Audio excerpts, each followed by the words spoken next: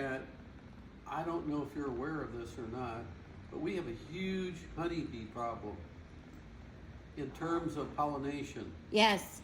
and that pollination is not taking place as thoroughly as it should be because of the micro shocks that the honeybees are getting from the 345 kV line. Because Okay. when the honeybee is, let's say, on the plant, Okay. he's getting shocked, okay? Yeah. With what's called microshock. It's not like what we think of a shock, it's something of that magnitude.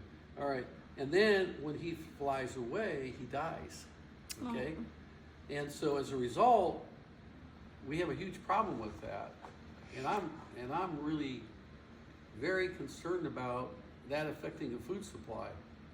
I agree. And That's so- is there a way that we can do some of your creative power systems Well, solve that problem? Yeah, so Insulate the lines, so what I told the one party, Underground stuff avoids. underground, yeah, insulated. the one party, I told the one party what I would do in Underground. order to get into the actual project. I need to know what the need is for the line. Okay. I need to know that. I don't want a bunch of jumble like, oh, we need it for liability. Don't give me some generalized data. I want detailed information why you need to build this line. Because it could be that whatever the need is, it could be solved with distributed generation very easily.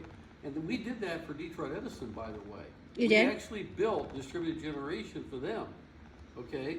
So they didn't have to build a line, an expensive line, as a matter of fact, okay? Yes. So, and you don't have the microgrid, I mean, not the microgrid, the micro shocks, killing the honeybees. But that's a huge problem. Now there's Okay, go ahead. one problem we're attempting to solve with Parking Day is we're at Metropolis Cycles. We have all of these influx of cars coming for the new soccer stadium. We have all these condos, and everybody's wanting to bring a car. I drove down in front of the depot just to see if anybody was walking in and out of the depot Uh-huh. on the way here this morning. And there's no street parking, No street parking. hardly at all. I mean, every space, all the way going around the depot and coming back here, It's taken. is taken. Yeah. So we have a really big cluster problem. That's why Murray has cables around his lot here. Otherwise, the lot be full, Yeah, people park. be full of package. Yeah, and Is there any, we're always thinking about, is there any way to have you guys make more of a neighborhood solution and like statement? But a lot of people, I don't think that they know that you're in, like all that you have to offer. well, see, the problem that we have with this so-called parking problem that they're talking about, okay? The insurance company is Won't the let them ones park the cars. that required us to put in the fence that we have around our parking lot. They Because required of the it. insurance. Or they said they were not going to insure us anymore. Period. Okay.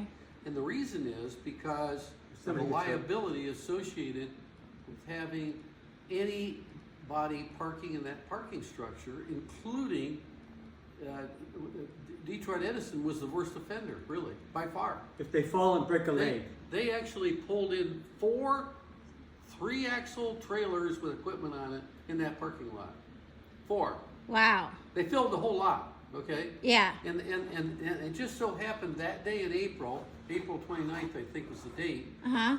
the insurance company came by and investigated it. Okay. And they were very upset and said, if we don't have that done by the end of June, we're not going to supply any insurance for your operation. liability. They would have shut us down right there, right there.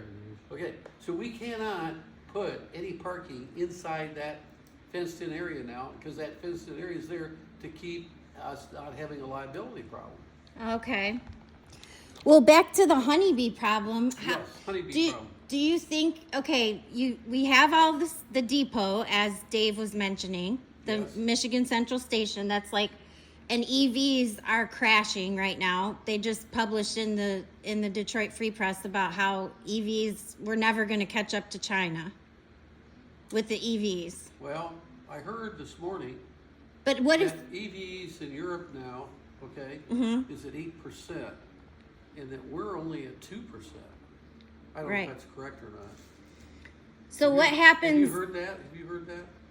Yeah, I know that sounds right The others to me. going with the water car. Yeah, water but engine. but China's doing $10,000 EVs.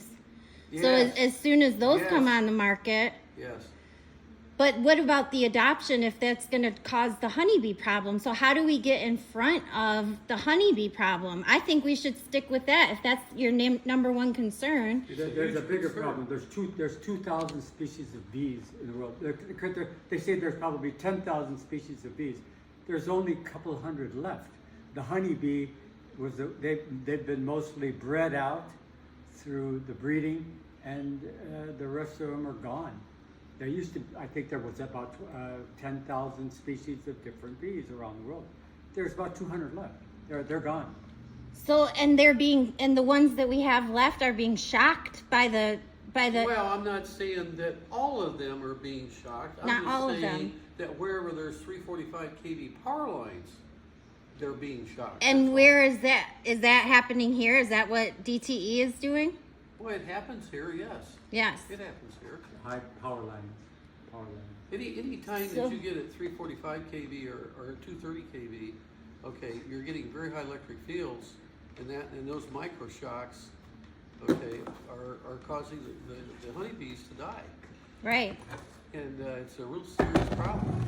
So would you want to talk about that? Well, thank you. Well, I could mention it, but you know, it just seems like to me you got to have solutions.